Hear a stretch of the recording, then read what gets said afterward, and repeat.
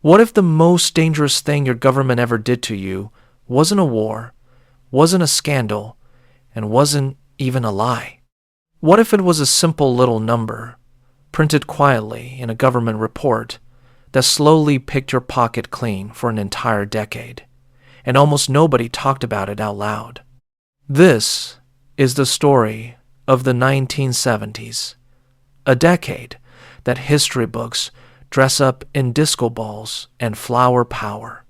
But underneath that glittering surface, something ugly was happening to ordinary families across America and the Western world.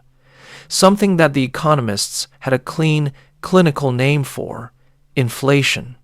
But the families living through it, the ones staring at grocery receipts in parking lots, the ones choosing between heating the house and feeding the kids, they didn't call it inflation. They called it survival. And here is the hidden truth that almost nobody talks about today. Those families didn't just endure the price shock. Some of them found a way through it. A set of moves, some practical, some desperate, some almost philosophical, that let them come out the other side with their dignity intact. This is the story of how they did it, and why you should be paying very close attention right now. Let's set the scene. Because the 70s didn't start with a crisis. It started with a lie, the comfortable lie of post-war prosperity. Imagine it is 1968. You are a working man in Pittsburgh, Pennsylvania. You have a job at the steel mill. You make decent money. Not rich money, not champagne and caviar money, but solid, honest money. Enough for a mortgage on a small brick house. Enough for a used Chevrolet in the driveway. Enough for a Sunday pot roast and your kids wearing new shoes to school in September. Life isn't glamorous, but it makes sense. You work hard. You get paid. The money buys things. The system works. That sense of things making sense. That quiet confidence that tomorrow will cost roughly what today cost. That is not just a financial condition. It is the psychological foundation of a working class life. It is the invisible contract between a citizen and their society. You do your part. The system holds its value. Everything stays level. Now take that foundation and start cracking it, slowly, one price increase at a time. By 1973, that same Pittsburgh steelworker is starting to notice something wrong. His paycheck hasn't changed much, but everything else has. The grocery bill is up. The gas for the Chevrolet, which used to cost him 30 cents a gallon, has jumped. The heating oil for the brick house is getting expensive in ways that make his wife do math at the kitchen table after the kids go to bed. He doesn't have a word for what's happening. He just knows that the money he earns seems to buy less every single week. Like someone is quietly, invisibly, taking a small cut off every dollar before it reaches his hands. He's not wrong. Someone is. Just not the way he thinks. Here's what was actually happening. And this is where the story goes from uncomfortable to criminal. In 1971, President Richard Nixon did something that most people have forgotten or never understood in the first place. He closed the gold window. That is a quiet phrase for a monstrous act. Since the Bretton Woods Agreement after World War II, the United States dollar had been tied to gold. 1 troy ounce of gold equaled 35 US dollars. Other nations' currencies were pegged to the dollar. The whole global financial system had an anchor. It had a floor. You couldn't just print money endlessly because every dollar was theoretically redeemable for a fixed amount of real, physical gold sitting in a vault in Fort Knox. Nixon cut that rope. Overnight, the dollar became what economists call a fiat currency. A currency backed by nothing except the promise and the authority of the United States government. And what happens when you can print money without limit? You print more money, and when there's more money chasing the same amount of goods, prices go up. Not because goods got more valuable, because the money got less valuable. Your Pittsburgh steelworker didn't lose his job. He didn't get a pay cut. He didn't do anything wrong. But the silent tax of inflation, running at nearly 7%, then 10%, then at its peak in 1980, approaching 15% annually, was doing to his savings and his wages what a slow leak does to a tire. Not a blowout, just a slow, steady, invisible robbery every single day. And then came the oil. On October 6, 1973, Egypt and Syria launched a surprise military attack on Israel. The war that followed was brutal and swift. But for the ordinary American family, the war's most devastating consequence came not from the battlefield. It came from a boardroom. The Organization of Arab Petroleum Exporting Countries, 11 nations who sat on a massive portion of the world's oil supply, announced an embargo. They would not sell oil to the United States or any nation supporting Israel. The taps closed. The supply vanished. And the price of oil did not merely rise, it quadrupled. In the space of a few months, the cost of a barrel of crude oil went from around $3 to over $12. Those numbers might sound small to modern ears, but translate that through the entire economy, through every factory that used fuel to run its machines, through every truck that moved goods across the country, through every home that burned heating oil through a brutal winter. And you understand the earthquake, the inflation that had been creeping before the embargo started running. The 1970s became the decade of the double hit.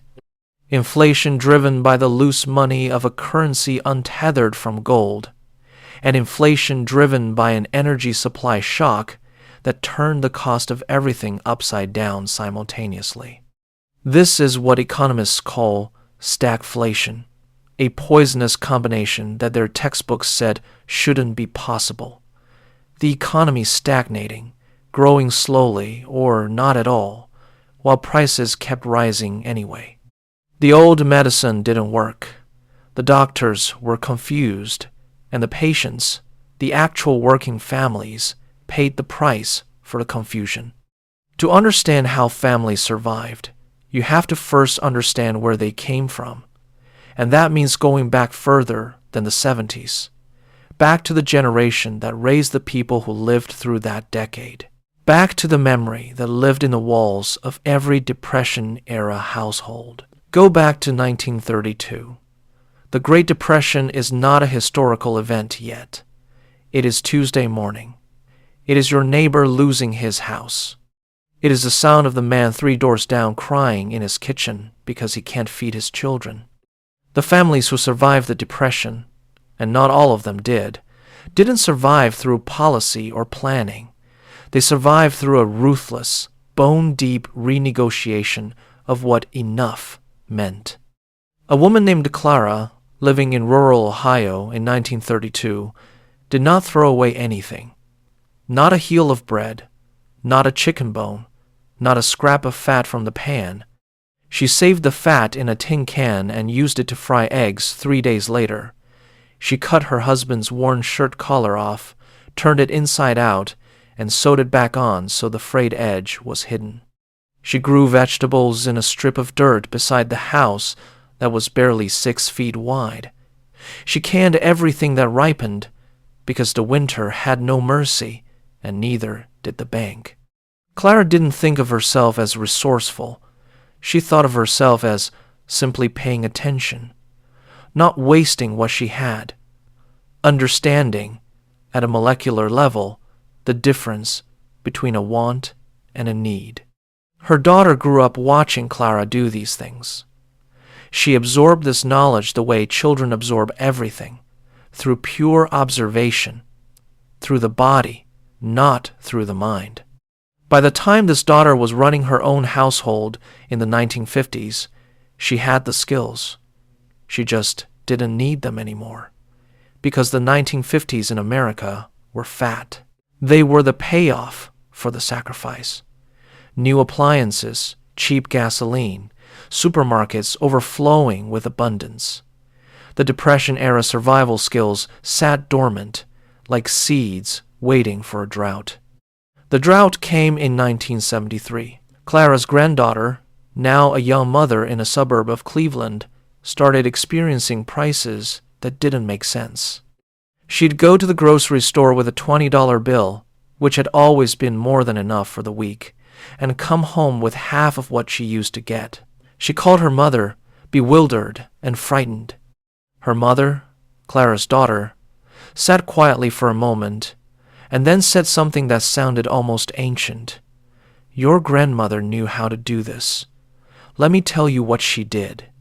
That phone call, repeated in thousands of different kitchens and living rooms across America, was the informal transmission of a survival system that one generation had buried and another desperately needed to dig up. Now let's talk mechanics. Let's get into the guts of what these families actually did, because it wasn't magic, it wasn't luck, it was a set of deliberate, strategic choices that can be mapped out and understood. The first weapon in the inflation survival kit was the aggressive management of food, and not in the way modern wellness culture means it. No meal prepping for health optimization. This was arithmetic done at the kitchen table with a stubby pencil before you even walked through the grocery store door. Families began what they called, without any formal name for it, the substitution game.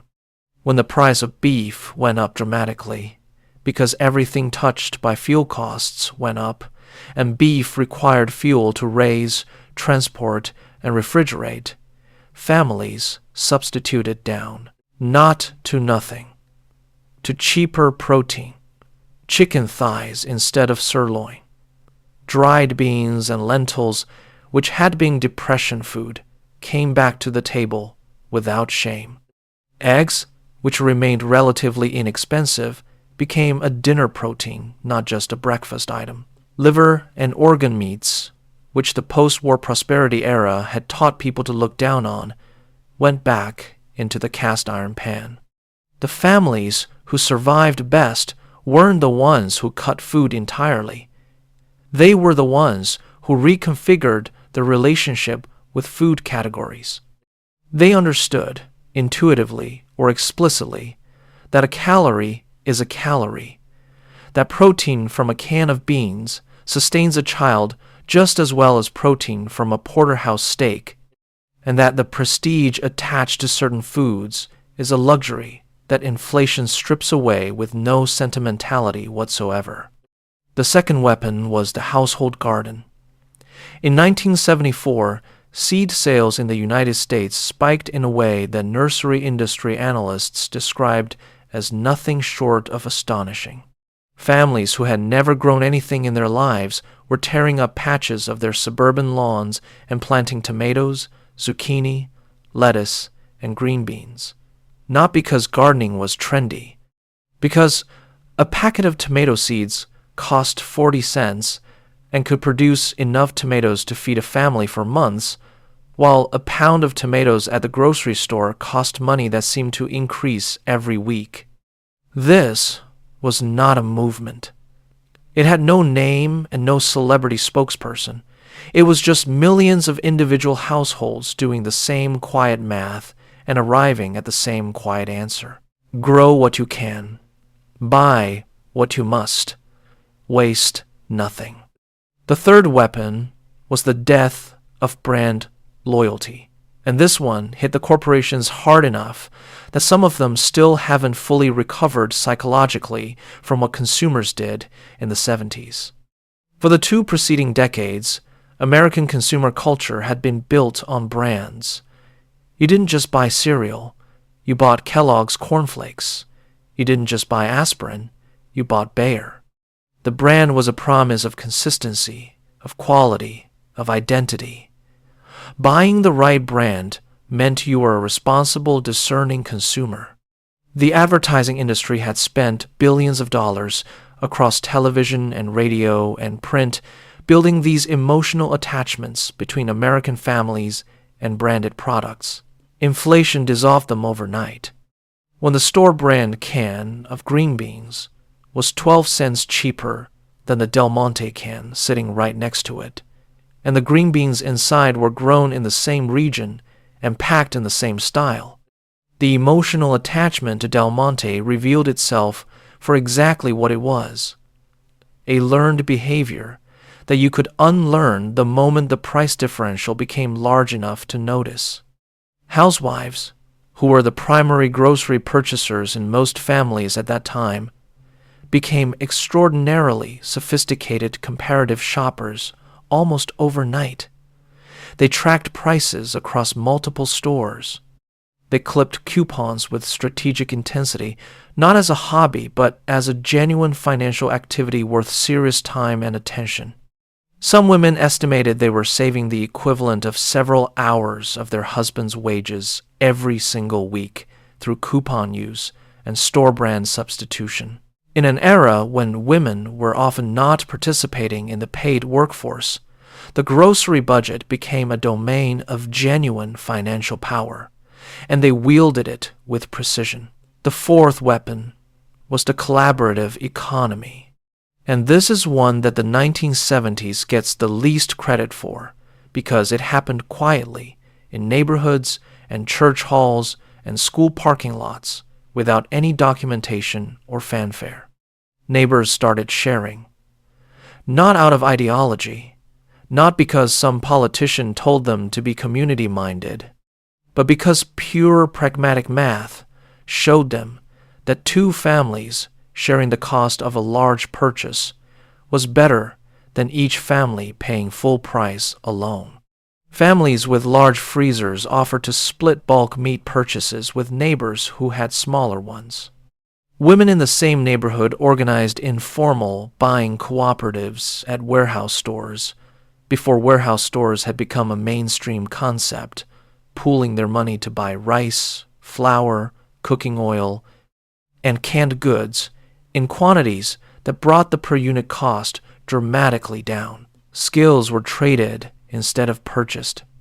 The woman on the corner who knew how to sew professionally offered to alter her neighbor's children's clothes in exchange for help with her own tax filing from the accountant next door.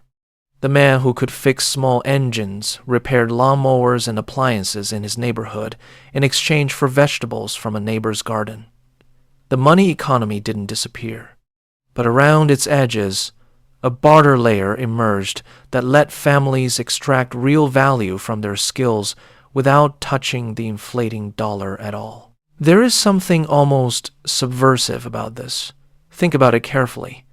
Every transaction conducted through barter, every favor traded, every shared bulk purchase, every canning session shared between neighbors was a transaction that inflation could not touch.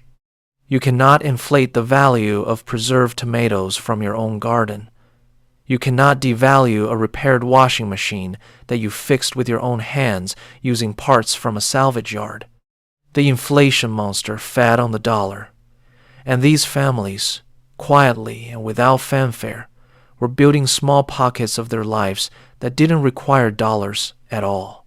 But the deepest layer of survival in the 1970s wasn't practical. It was philosophical. And this is the part that history almost never talks about. There was a quiet but profound shift in how many American families thought about the purpose of things. The post-war consumer culture had taught a specific religion, the religion of the new. New was better than used. Big was better than small. More was better than less. Spending was a form of participation, of citizenship, of optimism about the future. The new refrigerator, the new car, the new television set, these were not just objects. They were declarations of faith in the system. Inflation was a crisis of faith. When the dollar in your pocket bought less every single week, the promise of the system cracked, and in that crack, something older grew back, something that had been cultivated and then deliberately buried. The understanding that a thing well maintained is worth more, in real terms, than a new thing poorly understood. Families began repairing things they would previously have discarded. The local shoe repair shop, which had been slowly dying throughout the 1960s as cheap disposable footwear flooded the market, suddenly had a waiting list. Appliance repair shops that had been closing found new customers. People learned to sew, to patch, to maintain, to rebuild, not because they enjoyed it necessarily, though many found unexpected satisfaction in competence, but because the alternative, which was to keep feeding money into a system where money was losing value daily, was clearly losing strategy. And here is the final, most uncomfortable truth of this entire story. The families that survived the inflation decade best were not the richest ones. They were not the ones who had the most money to begin with. They were the ones who had already, before the crisis arrived, reduced their dependency on the dollar price system. The ones who grew food, who repaired things, who had skills that created value without requiring a market transaction. The ones who knew their neighbors. The ones who had, almost accidentally, preserved some fragment of the pre-industrial self-sufficiency that their grandparents had possessed and their parents had tried to hand down. The crisis didn't create these skills. The crisis revealed who still had them, and that, if you're listening carefully, is not a lesson about the 1970s at all. Because right now, in the decade we are living through, where supply chains have proven they can shatter overnight, where energy prices respond to decisions made in capitals you will never visit, where the price of ordinary food has risen faster than wages in country after country, the question, being asked silently in kitchens all over the world, is the same one being asked in 1974. What do I actually know how to do? What does my family actually know how to do? When the price of a thing doubles, do I have an alternative, or am I completely at the mercy of whoever sets that price? The Pittsburgh steelworker in 1973 thought he was safe. He had a job. He had savings. He had played by the rules. The game changed around him, and nobody asked his permission. Clara's granddaughter in Cleveland picked up the phone and asked her mother what her grandmother used to do, and her mother told her, and she survived. The only real question worth asking in any era of price shock is a simple one. Who is your Clara? And have you called her yet?